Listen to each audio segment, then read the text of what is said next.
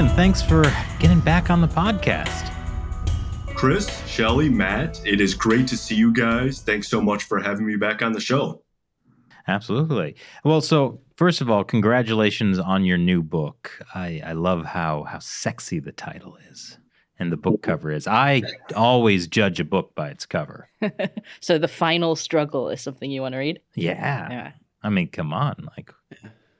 But the real question is, can there be a sequel? Like Finaler Struggle? The Finalist? Well, thank you so much. Really, really appreciate it, Chris. I think you're going to love the book.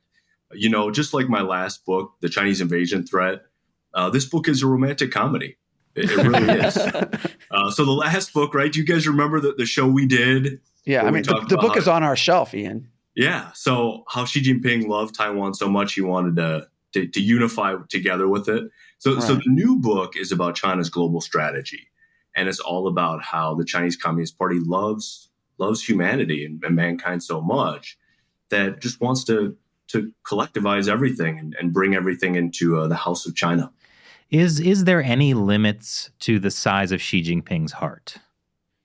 I don't think there is. I think both his mind and his heart are limitless, just incredibly expansionistic. Yeah, he did just publish a book about human rights. I heard they gave it to Michelle Bachelet. Yeah, the UN human rights chief when she didn't have an investigation of Xinjiang. I would just like to, at this point, interject really quickly.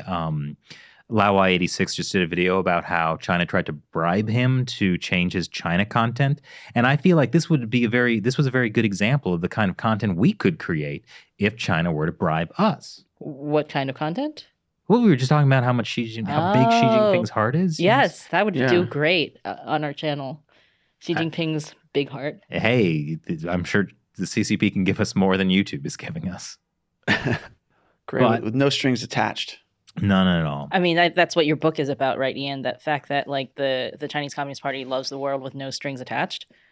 No strings attached. Absolutely not. So, viewers, if, all of you watching, you're obviously savvy on China if you're watching China Uncensored. Please rest assured that if you buy electronics, for example, made by the Chinese Communist Party, it may have a backdoor in it that the PLA put there or MSS put there. And they may be collecting your personal and private information, but that's only because they want to have a closer relationship with you and ultimately take better care of you. I can't take care of myself. Clearly we need. Clearly we need. All right. Well, so, with in terms of China, people have been throwing out, world domination a lot. But, in your book, you say while the party has plans for that, it's not what most people think it is. So what is the Chinese Communist Party's plans for world domination? When we think about this issue, we tend to think about the Cold War. We think about the Soviet Union, especially the early days of the Cold War, right? The 50s and the 60s.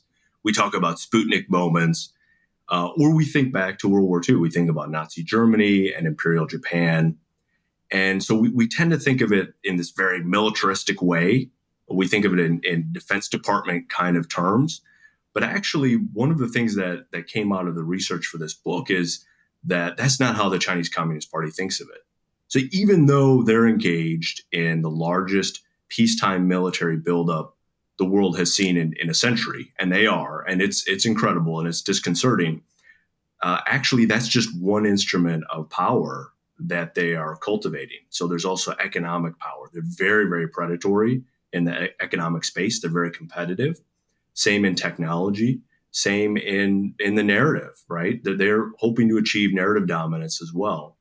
So that's control over media, control over Hollywood, control over what does and does not get published by major publishing houses like Cambridge Press, and what ultimately does and does not get written by professors and analysts and academics and scholars. And they're very good at it. It's a strategy that up until now seems to be working quite well for them. Well, I think another thing that's interesting about this book is, a lot of people think like, the Chinese Communist Party goal is to take over Taiwan. but that really isn't what the party's end goal is. No, not at all. I think that's a common misunderstanding or a myth that people sometimes have. The first myth is that the CCP is primarily interested and only interested in survival, right? The CCP wants to make a world that's safe for authoritarianism so it can stay in power. And then the second myth is that in terms of global expansionism or regional expansionism, they're really only interested in annexing or conquering Taiwan, and that they would stop after that, and they would not continue to spread. But actually, when you read Xi Jinping thought, books on Xi Jinping thought, books that Xi Jinping is purported to have written, or textbooks or internal military documents that talk about China's global strategy, it's clear that they're driven by a Marxist-Leninist ideology that is fundamentally internationalist in outlook. That they are trying to create a new world order, and that's the term that they use, is the term of art for it. They want to dominate, and they want to spread Chinese style, or CCP style rather, authoritarianism around the world. And they're working very hard to do that. Well, so the Chinese Communist Party internally is using the phrase New World Order as something that they want. Yeah, so they're one of the things that they do brilliantly, and you really have to hand it to them, is they're great at using euphemisms. So euphemisms are bland or bureaucratic or even pleasant sounding terms that they use to talk about things that are actually very, very ugly, very unpleasant, in some cases terrifying. And so that is one of the euphemisms they use, creating a new world order. And they describe it as a community of common destiny for all mankind, something they also translate sometimes as a shared future for all mankind or all humankind. And that sounds wonderful, doesn't it? I mean, who could be against community, right? Wait, so the whole time Xi Jinping has been talking about a shared future, he's actually talking about a new world order led by the Chinese Communist Party? He's talking about more than that. He's talking about not only world domination, he's talking about world socialism, international communism. I mean, this has been the driving goal for all communist regimes, dating back to the Bolsheviks in the early Soviet Union. They've all made a go at it. Nobody's ever been able to achieve it. These regimes tend to eat themselves alive at a certain point because they do become one-party dictatorships, and they become very, very repressive. But in this case, China's been remarkably successful. And one of the reasons they've been successful is because they can use this kind of really flowery, pleasant terminology to describe something that is very anti-American, very anti-human rights, anti-democracy, and really ultimately Orwellian. I mean, I guess, well, I just add, like, you know, you say like shared destiny for all mankind. That does sound very nice until you think like, wait, this is a regime that like uses rape and sterilization and ethnic cleansing. It's like, what kind? I don't know if I want to share this future. It's more of a threat. I mean, sounds you'll like. be fine as long as you're part of mankind. Well, Right, no, yeah. it's like all mankind will share the same horrible fate. Well, No, I guess it's- I was thinking about the fact that like Mao Zedong would talk about like the people, right? Mhm. Like the people's democratic dictatorship. And it was like the people, like counter-revolutionaries are not the people. Oh, yeah. Rightists are not the people. So as long as you were a member of the how people. quickly you would find out you're not part of mankind. Yeah. Yes, we would be an ethnic minority. Well, we would be counter-revolutionaries. That's probably I first. yeah. proudly describe myself as a counter-revolutionary. Yeah, that makes a lot of sense, you know, when you walk down the street in New York City. It's the first thing I say to people. Yeah. Ian, I wanted to go back to this idea of the China's Marxist-Leninism being internationalist, because I think when people look at the Soviet Union, for example, they think of that type of international communism where they are trying to foster communism in Latin America, in, you know, the global South, like all these different areas. But people don't seem to connect that with the CCP's ideology. Could you talk a little bit about that?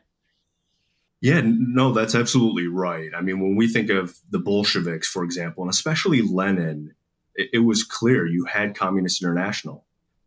You had, Comintern, you had organizations that were explicitly spreading communism around the world.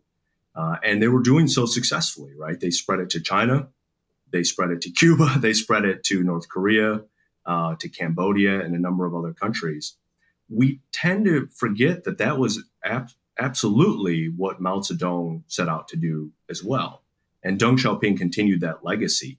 He just used different means to achieve the same objective because he came to the conclusion that Mao's strategy of openly doing it, the way Stalin did, was not working. So China was going to have to gain a tremendous amount of economic clout and technological clout and diplomatic clout for that strategy to work.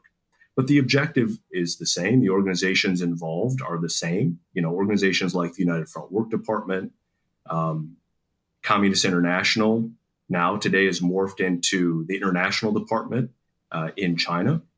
And so even though Xi Jinping, and it started before Xi Jinping, it really started under Hu Jintao, is very nationalistic. In fact, after the Tiananmen Square massacre, there was this movement, right, to instill this patriotic fervor into the youth of China.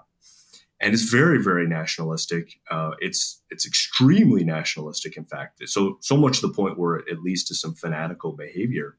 That actually happened with the Soviet Union.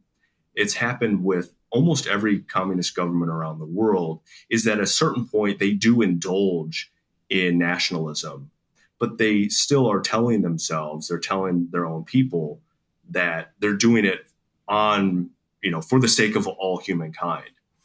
And so today, when you read books about Xi Jinping thought, he does talk about how the whole world should follow China's model and how Chinese communist culture is superior to all other cultures and how they are going to absorb the best and the brightest from around the world, the best elements of civilizations and cultures from around the world into the Chinese-led collective.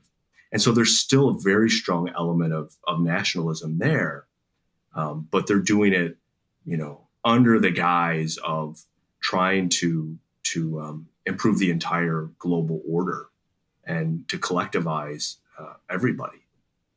But are they just not using the words that we would expect them to use? Is that what you're saying?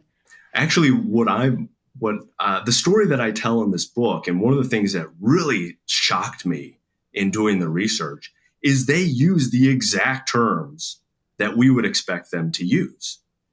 And they say crazy things like, we want to achieve world socialism and we aim to achieve international communism. And this is not just in speeches that Xi Jinping has given, which have remained untranslated until now, but also CEOs of technology companies in China that have said, with the technologies that we are developing, we believe we can achieve international communism in our lifetime. This comes from major technology companies. But this is something that, for whatever reason, has gone untranslated until now. Even public documents, public speeches that you can go on YouTube and watch that have been given in the Great Hall of the People, they've never been translated. The China studies community, for whatever reason, has not done that. And I was very surprised in reading some of these documents, just how confident they are and how unabashed they are about their objectives. Well, this is something we've talked about a lot on the show, the idea that the Communist Party is very open and transparent about its goals. It's just the West never seems to actually listen to them or take them at their word. Yeah, that's the thing, I think, is we don't take it seriously. Yeah, they want to, undermine us and spread international communism, but they don't mean it. Let's do business with them. There's so much they don't really mean it when it comes to, especially all the socialism with Chinese characteristics. When they get that kind of language, which I understand is super bureaucratic and boring to listen to, I think. So maybe there's just a element of tuning it out or feeling it's not real. They're just saying this because or they have as Ian says, they're not translating some of these speeches, and so that's part of the value of this book. It's yeah.